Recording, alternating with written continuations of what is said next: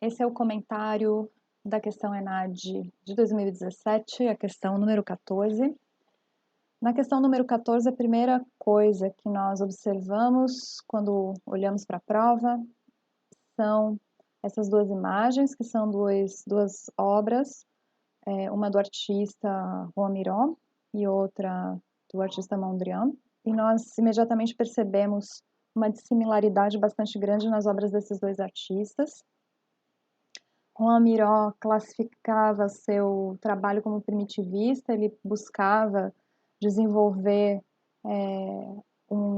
a originalidade da sua arte a partir de uma retomada, de uma expressão pura da arte, né, orgânica da arte.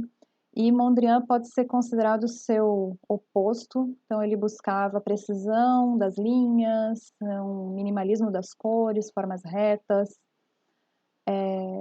Podemos notar uma técnica muito diferente e uma expressão visual, né, um resultado visual muito diferente nas obras desses dois autores. Então esse é o primeiro ponto que chama a nossa atenção nessa questão. E essa questão ela é fundamentada a partir de um texto. Muito importante porque toda a interpretação da questão ela se dá muito mais a partir do texto, como a gente vai ver, do que das imagens em si, que servem como um apoio para o texto. O Juan Miró sentia a mão direita demasiado sábia e, que de saber tanto, já não podia intentar nada. Quis então que desaprendesse o muito que aprendera, a fim de reencontrar a linha ainda fresca da esquerda. Pois que ela não pôde, ele pôs-se a desenhar com esta, até que, se operando no braço direito, ele a enxerta.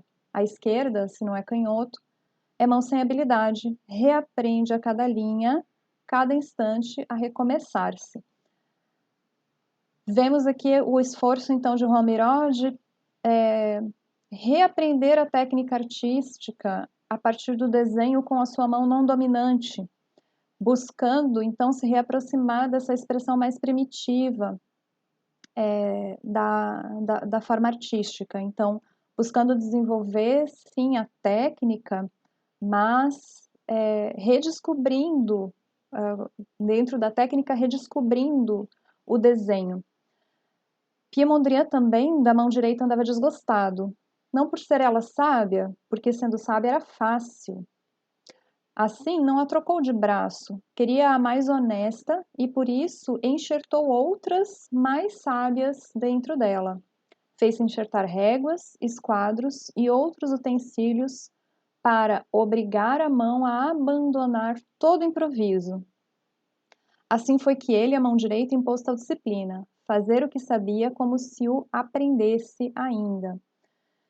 Então, o poeta aqui, Melo Neto, coloca uma aproximação entre esses dois artistas na busca do desenvolvimento da técnica artística através de estratégias de aprendizagem, de reaprendizagem do desenho.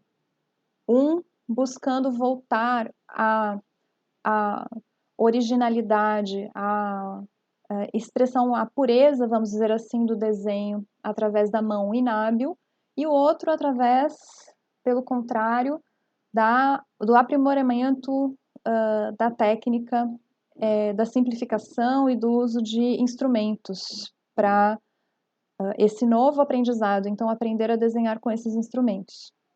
Vamos ver aqui quais são as opções que se colocam.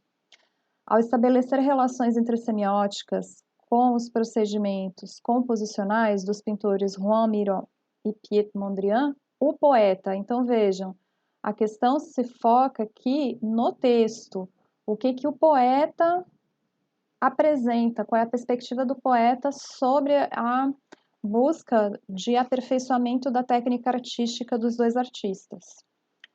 Então, letra A, valorizar a imposição de constantes desafios ao ato de criação. Valoriza a imposição de constantes desafios?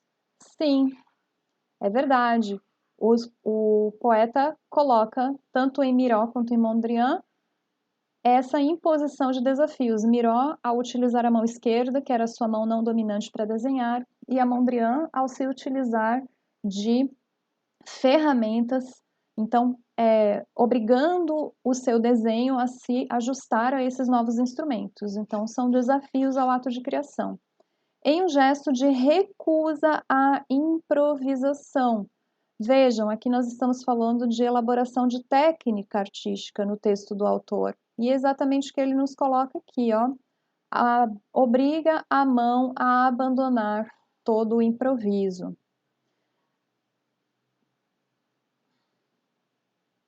Então, essa passagem está coerente com o texto. Letra B. Defende o predomínio da inspiração sobre a técnica, no intuito de desvincular a criação artística do controle racional. Pelo contrário, né, a criação artística não está desvinculada do controle, exatamente porque cada artista, à sua maneira, busca aprimorar uma técnica no seu desenho. Então, eles tinham uma ideia clara, eles tinham clareza de o que eles queriam alcançar. Então, não é desvinculado do controle. Nega o papel da disciplina? Isso é falso. Pelo contrário, o poeta atesta a necessidade da disciplina no ato da composição artística através aqui de diferentes estratégias. Enaltece a importância da sabedoria e da humildade no trabalho artístico, com elogio à resignação diante da insatisfação.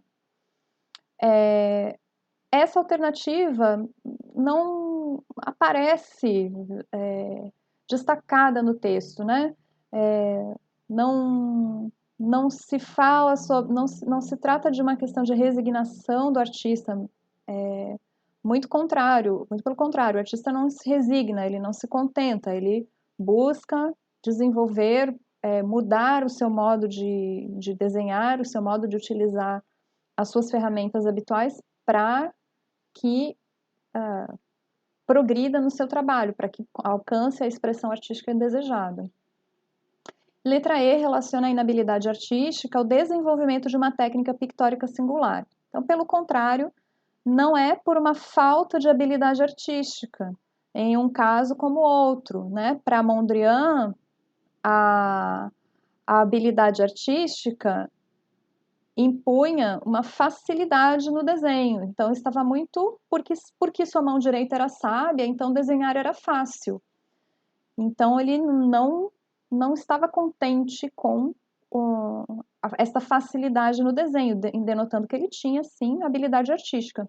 E Miró também, a mão direita demasiado sábia, ou seja, também com domínio da técnica artística. Então, não se trata de não ter habilidade, mas a insatisfação com o resultado artístico daquela habilidade que já transporta o trabalho a uma zona de conforto. Então, essa alternativa, a opção correta é a letra A.